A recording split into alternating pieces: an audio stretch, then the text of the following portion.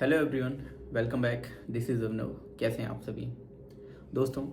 आज की ये वीडियो है, ये स्पेशली उन सभी बच्चों के लिए होने वाली है जो रिसेंटली 12th पास आउट हुए हैं। अभी आप सभी को पता है यूपी बोर्ड का जो 12th का रिजल्ट था वो अनाउंस हुआ है।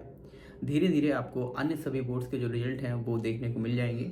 इसके अलावा सीबीएसई हुआ और बाकी सभी बोर्ड्स के एग्ज़ाम्स के जो रिजल्ट हैं वो जल्द ही आपको देखने को मिलेंगे। तो ये वीडियो स्पेशली उन सभी बच्चों के लिए है जो 12th पास आउट हो गए हैं या होने वाले हैं और अब यहाँ पर वो एक सरकारी एग्ज़ाम की तैयारी कर रहे हैं। वो एक सरकारी नौकरी चाहते हैं और उसके लिए अब वो यहाँ पर प्रयासरत होने वाले हैं। तो उनके लिए अब यहाँ पर एक नया फेज शुरू हो गया है। वो अपने 12th जो स्कूल का फेज़ होता है उससे बाहर आ चुके हैं। कई सारे बच्चे यहाँ पर कॉलेज भी ज्वाइन करेंगे और साथ में अपनी जो कॉम्पिटेटिव एग्ज़ाम्स की तैयारी है वो भी यहाँ से वो शुरू कर देंगे।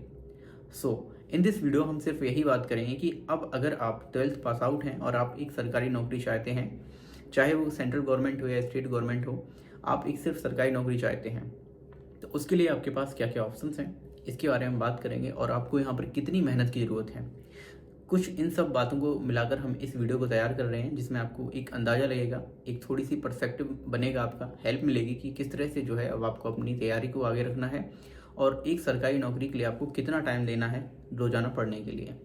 तो मैं आपसे एक छोटी सी बात करूंगा सबसे पहले कि जो आपके एग्ज़ाम्स हैं वो लगभग 3 लेवल पर होते हैं। पहला जिसमें होता है 10th लेवल का, जिसके लिए आप एलिजिबल हो चुके हैं। दूसरा होता है 12th लेवल एग्ज़ाम्स, जिसके लिए भी आप एलिजिबल हो गए हैं या फिर हो जाएंगे रिजल्ट आने के जस्ट बाद। तीसरा यहाँ पर फेज़ होता है या तीसरा टाइप होता है जो ग्रेजुएशन के बाद एग्ज़ाम आप देते हैं। यानी कुछ 3 तरह की इस तरह की जो एजुकेशनल क्वालिफिकेशन है मिनिमम जो हम देखें तो यहाँ पर रखी गई है क्राइटेरिया कि आपके पास ये हो तो आप अच्छे खासे एग्जाम्स की संख्या है जो आपको देने को मिल जाएगी। तो यहाँ पर आप 10th पास आउट हैं तभी आप 12th दे रहे हैं, तो यहाँ पर आप जो है 10th के लिए तो एलिजिबल हो चुके हैं कि जो एग्ज़ाम आपके 10th एग्ज़ाम पर बेस होते हैं या जिनकी क्वालिफिकेशन 10वीं पास है तो वो आप दे पाएंगे। इसके अलावा अगर आप 12th पास आउट भी हो गए हैं तब आपके पास एक अच्छा खासा जो है नंबर है एग्ज़ाम्स का जिन्हें आप दे पाएंगे और एक अच्छी जॉब है वो ले पाएंगे। इन दिस वीडियो हम यही बात करने वाले हैं 12th पास आउट बच्चों के लिए। स्पेशली ग्रेजुएशन के बाद आपके पास काफ़ी सारे ऑप्शन आते हैं, यानी सारे ही ऑप्शन खुल जाएंगे मैक्सिमम जो है वो। लेकिन यहाँ पर मैं टारगेट कर रहा हूँ उन बच्चों के लिए जो 12th पास आउट हैं। अब सबसे पहले आपको ध्यान देना है कि आपने 12th पास आउट कर लिया है और आपको चाहिए अब सरकारी नौकरी। तो आप डिसाइड कीजिए कि आपको यहाँ पर कहाँ कहाँ ऑप्शन मिल रहे हैं। मैं आपको बताता हूँ। सबसे पहले अगर हम बात करें सेंट्रल गवर्नमेंट की तो यहाँ पर एसएससी नामक संस्था है, आप सभी ने इसका नाम सुन रखा है और ये एग्ज़ाम कंडक्ट कराती है 10th, 12th और ग्रेजुएशन लेवल पर। तो 10th लेवल पर आप सभी जानते हैं एमटीएस एग्ज़ाम होता है एंड 12th लेवल पर आपके कई सारे एग्ज़ाम होते हैं जैसे एसएससी सीएचएसएल हुआ। इसके अलावा फेज एग्जाम्स अभी 12th के जो बेस पर हैं कुछ एक वैकेंसियाँ वहाँ भी हमें देखने को मिल जाती हैं। फेज एग्जामिनेशन होता है जो एसएससी कंडक्ट कराता है और फेज एग्जाम सिर्फ एक स्टेप का होता है, सिर्फ आपको एक पेपर देना होता है और उसके बेस पर आपका जो है वो सिलेक्शन होता है। मेजरली बच्चे सबसे पहले टारगेट करते हैं एसएससी, सीजीएल, सीएचएसएल और एमटीएस।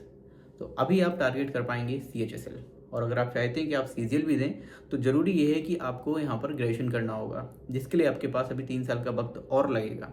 लेकिन ये जो आपका 3 साल का वक्त है, मैं चाहता हूँ कि आप तैयारी करें एसएससी सीजीएल की।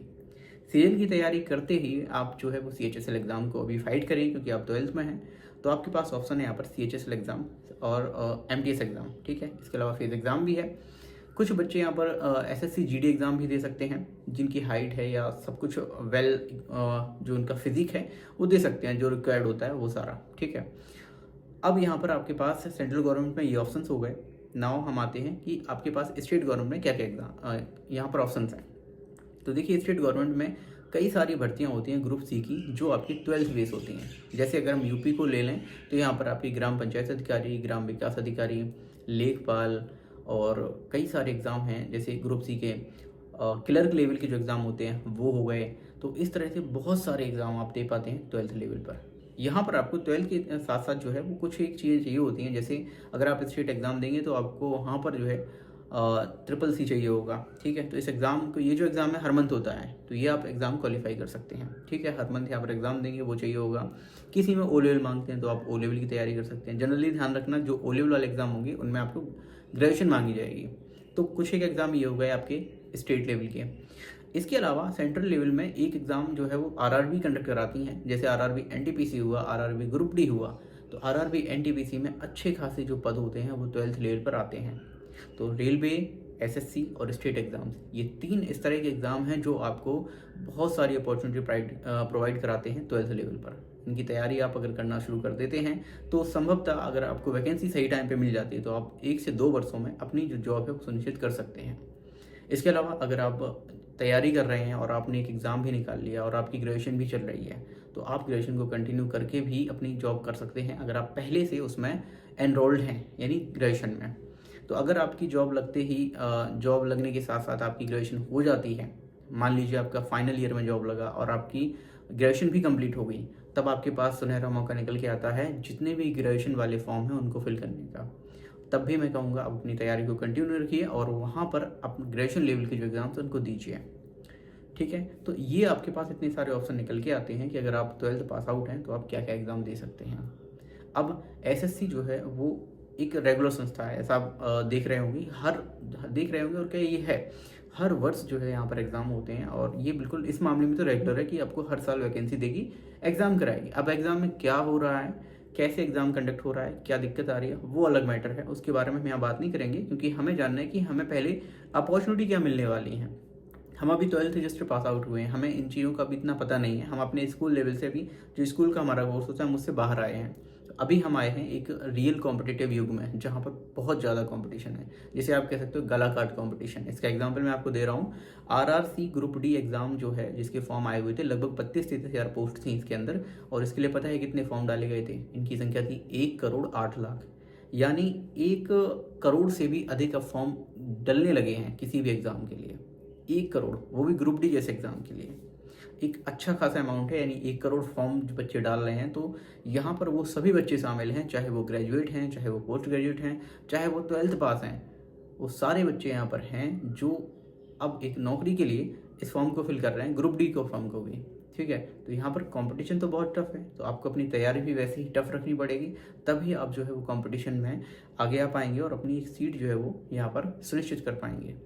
तो 12th एग्ज़ाम के बाद भी आपके पास बहुत सारे ऑप्शंस होते हैं सरकारी नौकरी लेने के, जिनमें से कुछ के बारे में मैंने आपको यहाँ पर बता दिया है। इसके अलावा आप एक और चीज़ कर सकते हैं, मेरे कहने से कर लीजिए या फिर अपने जो और गाइडेंस जिनसे आप लेते हैं उनसे पूछ लीजिए कि क्या मैं ये चीज़ कर सकता हूँ। अगर आप टारगेटेड हैं कि नहीं मुझे सिर्फ एसएससी एग्ज़ाम देना है, तो फिर आप एसएससी एग्ज़ाम्स की तैयारी ही कीजिए। यहाँ पर आपके पास ना जो हमारी कुछ एक्स्ट्रा करिकुलर एक्टिविटीज़ होती हैं, लाइक जो हमारी अन्य क्षमताएं हैं उनको ही विकसित करना चाहिए। जैसे मैं आपको बताता हूँ, सहायक जो आपके एग्ज़ाम से होने वाली हैं, टाइपिंग।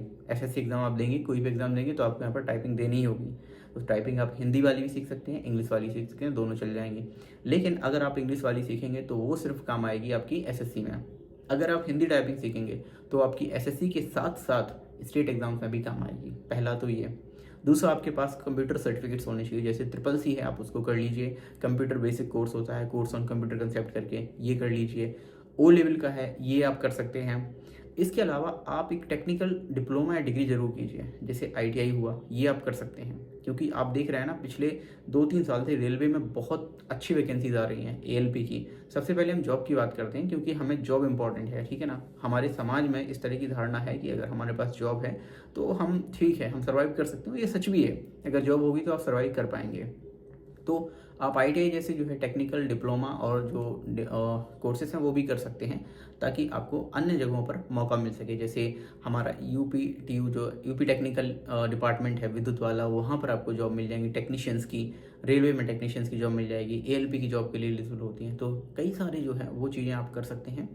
लेकिन ग्रेजुएशन भी कीजिए और साथ में अपनी टेक्निकल जो डिप्लोमाज हैं ये सब ज़रूरी हैं, इनको भी आपको करना है। प्रायोरिटी आपको सेट करना होगा कि आपको पहले क्या करना है। लेकिन मेरा मोटिव जो था इस वीडियो को बनाने का, वो सिर्फ यही था कि मैं आपको यहाँ पर बताऊँ कि 12th एग्ज़ाम के बाद जो है वो आपके पास बहुत सारे ऑप्शन ओपन हो जाते हैं गवर्नमेंट जॉब के लिए। तो आई होप आपको इस वीडियो के माध्यम से कुछ आइडिया लगा होगा, थोड़ा बहुत पता चला होगा। अगर फिर भी आप कुछ और जानना चाहते हैं तो आप कमेंट बॉक्स में कमेंट कर दीजिए। मैं आपका जो भी क्वेश्चन है, जो भी डाउट है, उसे सॉल्व करूँगा। कोशिश करूँगा कि आपको जो चीज़ें हैं वो समझ में आएँ। थैंक यू, मिलते हैं हम अगली वीडियो में।